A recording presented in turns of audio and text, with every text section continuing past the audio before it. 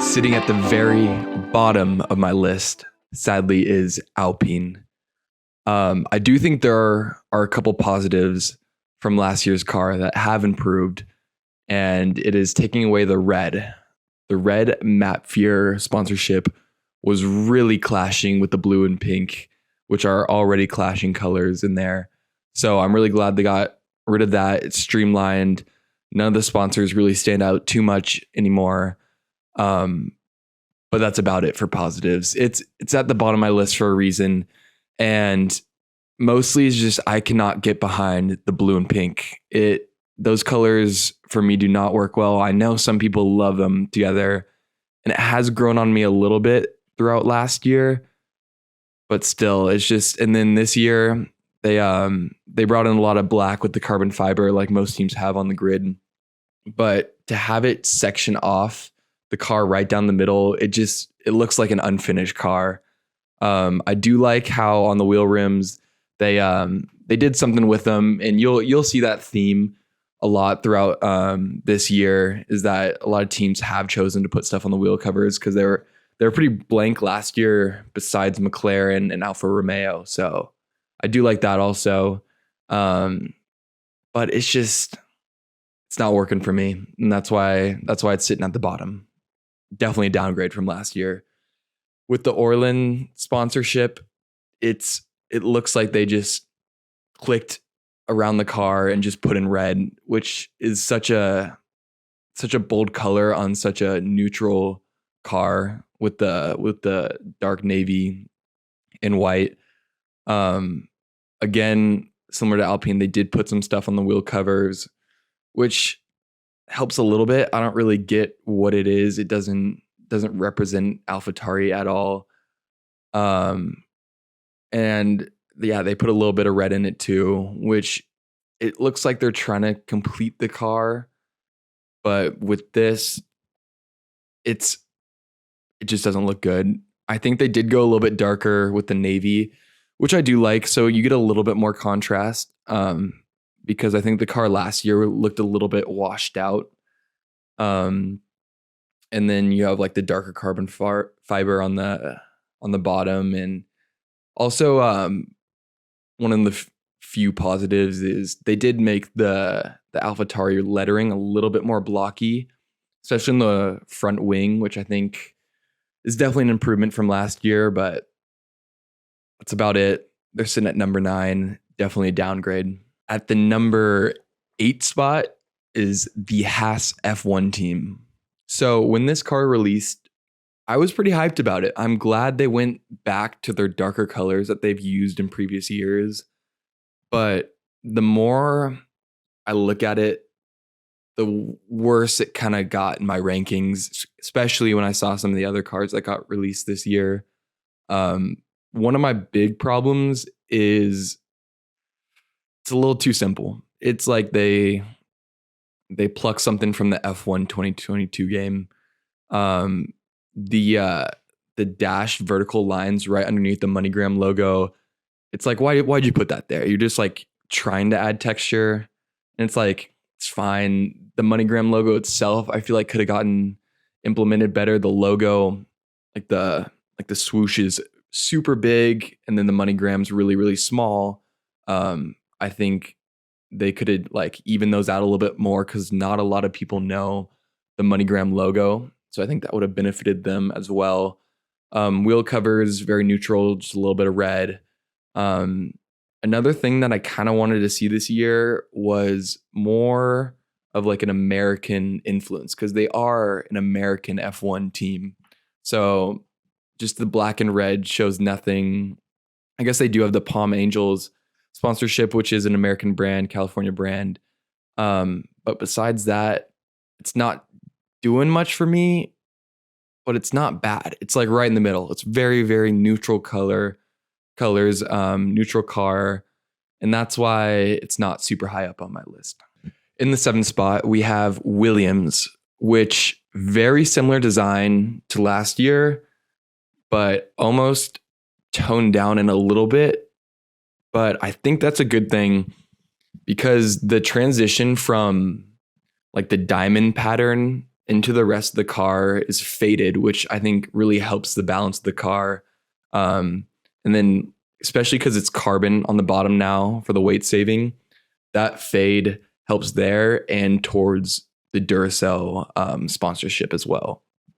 The colors, it's kind of hard to tell from the renders. I think they're the same, maybe a little bit darker. And then wheel covers, pretty similar to last year. Just some arrows, which I think it's good. Add some depth. Yeah, not too much to say on this one. Pretty safe bet for them. I am glad that they didn't change it up too much because I feel like Williams have been changing their car year after year after year, and you do want to build some brand recognition. So I think it's good that they kind of kept the same liveries last year. And then a little final point, I do like the Duracell logo. I think that's one of the best implementations of a brand on a car this year because it looks like a battery. It's on the top of the car. It just fits. I think it's good. I'm sure they're giving them a lot of money. That's why they're able to drop Latifi. So kind of similar to the Haas, nothing too bad, nothing crazy good, and that's why it's kind of falling middle of the rankings for me. Rounding out the bottom half of my list is McLaren, which kind of pains me to say, but there's reasons for it. And I think the first is similar to the Alpine. There's a lot of carbon, a lot of black running through the middle of the car, which makes it look unfinished. Just around or just blocks of the papaya. I'm not the biggest fan of the light blue, especially when they're putting that much black on the car. I think more of a darker, maybe neutral color would have worked better. I know the blue is like part of their branding now and all that. You see it on the IndyCar and all their cars, but yeah, and it's just not doing that much for me. The chrome wheel rims, they're same as last year. I don't love it. It just doesn't match the car. I get it, sponsorship money. They have to use every inch of the car. It is a moving billboard. But I don't know. It's just not doing much. I think it almost, you could say it's a downgrade from last year just because so much of the car is unpainted. And yeah, not much more to report. And that's why they're in the 6th spot.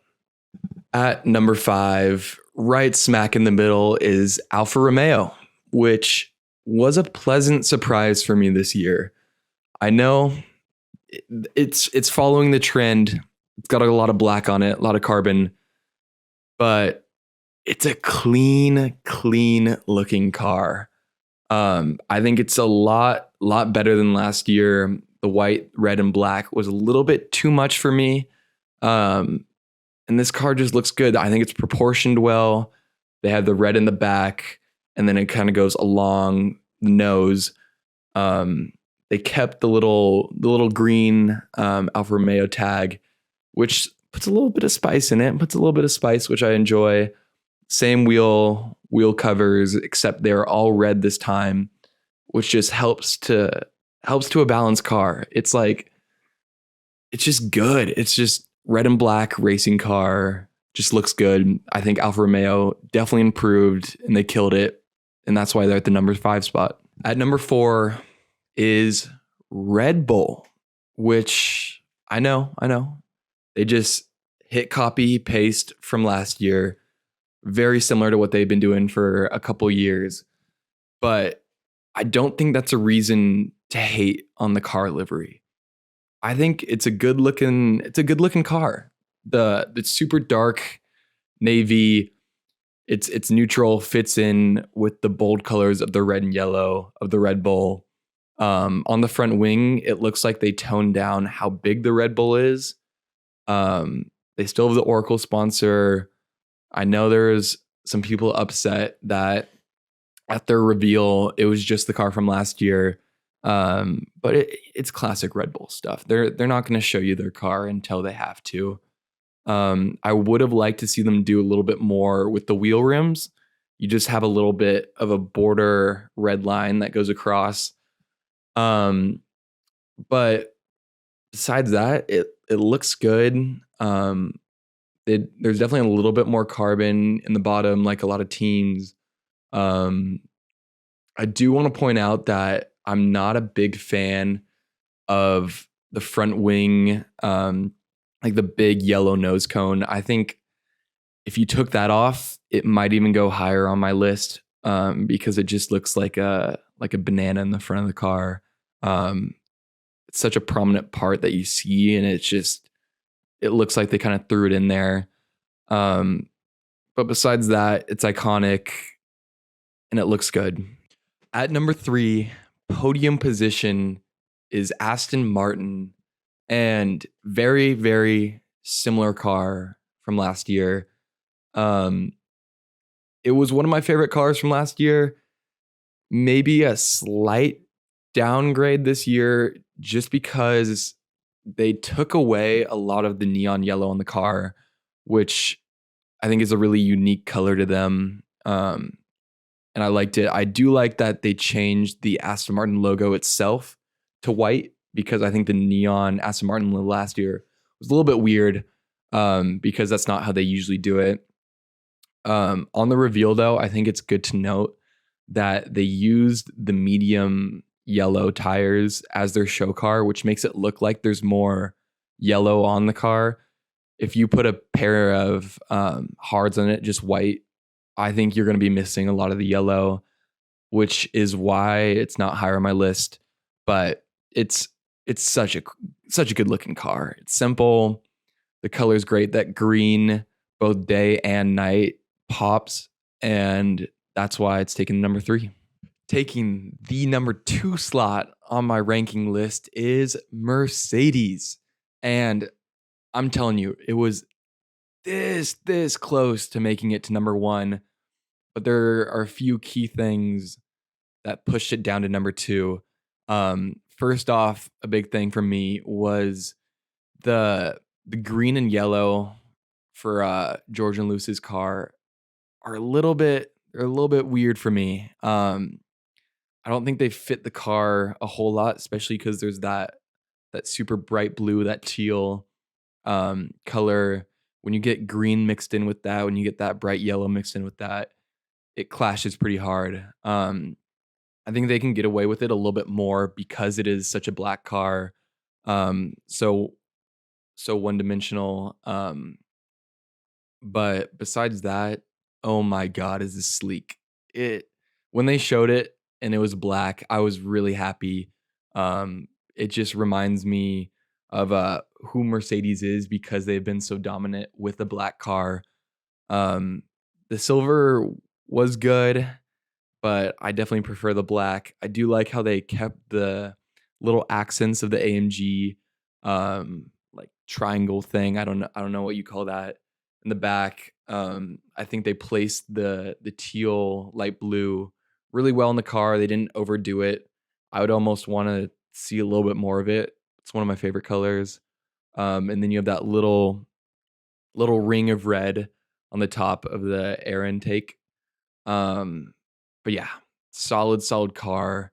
I think part of the reason why it looks so good too in black is because the zero side pods. Mercedes has the thinnest car and just looks mean, looks fast.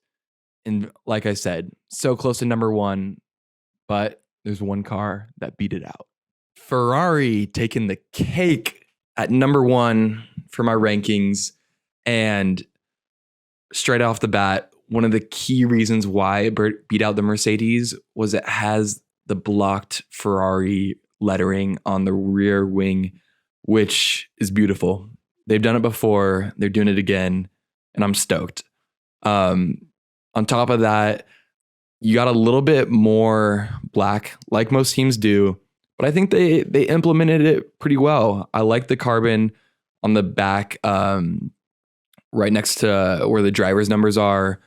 They went with the yellow mediums with their show car. And I think once you get a pair of soft tires on that, red all the way around, it's going to look crisp.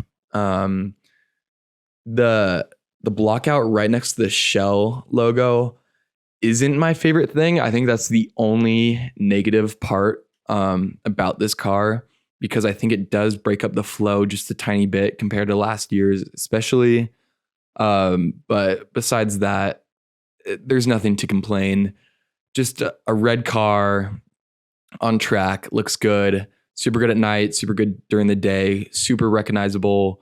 And it's just great. And that's why it's up there. It just narrowly beat the Mercedes because I think it has that little bit more pop. But yeah, congratulations, Ferrari, number one.